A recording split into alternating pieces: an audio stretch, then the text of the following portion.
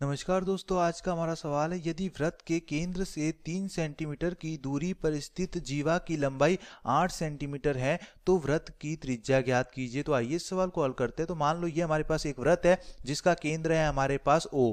मान लो ये हमारे पास इस वृत्त का केंद्र है O।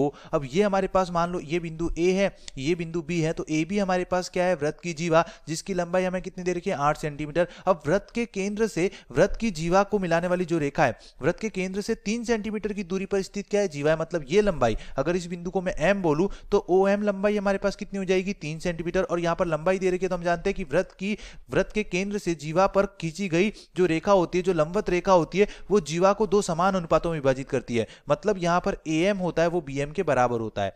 AM जो होगा वो हमारे पास BM के बराबर होगा। तो हमें क्या पूछा है, वृत्त की त्रिज्या। तो वृत्त की त्रिज्या यहां से क्या आ जाएगी, वृत्त की त्रिज्या हो जाएगी, अगर मैं बिंदु A को O से मिला दूं, वृत्त की परिधि पर स्थित बिंदु को वृत्त के केंद्र से मिला दूं, तो ये हमारे पास क्या आ जाएगी, वृत्त की त्रिज्या। तो यहां पर OA हमारे पास क्या आ जाएगी, वृत्त की त्रिज्या। इसको मैं बोल देता हूं, मान लो वृत्त की त्रिज्या है हमारे पास कैपिटल R। तो हम जानते हैं कि अगर मैं यहां पर पाइथागोरस प्रमेय लगाऊं तो त्रिभुज, समकोण त्रिभुज हमारे पास क्या बन रहा है, त्रिभुज AMO, जिसमें कोण M हमारे पास क्या है, समकोण त्रिभुज। और समकोण त्रिभुज में हमारे पास पाइथागोरस प्रमेय होती है कर्ण का स्क्वायर। तो कर्ण यहां पर क्या हो जाएगा, AO। तो AO का स्क्वायर बराबर, जो हमारे पास समकोण होता है उसके सामने वाली भुजा क्या होती है, कर्ण होती है। कर्ण का स्क्वायर बराबर आधार, तो आधार हो जाएगा हमारे पास MO, तो MO का स्क्वायर प्लस लंब, तो लंब हमारे पास क्या हो जाएगा, AM, तो AM का स्क्वायर। अब यहां पर हम जानते हैं कि जीवा की लंबाई हमें कितनी दे रखी है, ए भी हमारे पास जीवा है, जीवा की लंबाई दे रखी है 8 सेंटीमीटर, और एम बिंदु जीवा को समद्विभाजित करता है, दो समान भागों में विभाजित करता है, और ए एम बराबर बी एम है। तो यहां से हमारे पास इसकी लंबाई कितनी आ जाएगी, 4 सेंटीमीटर,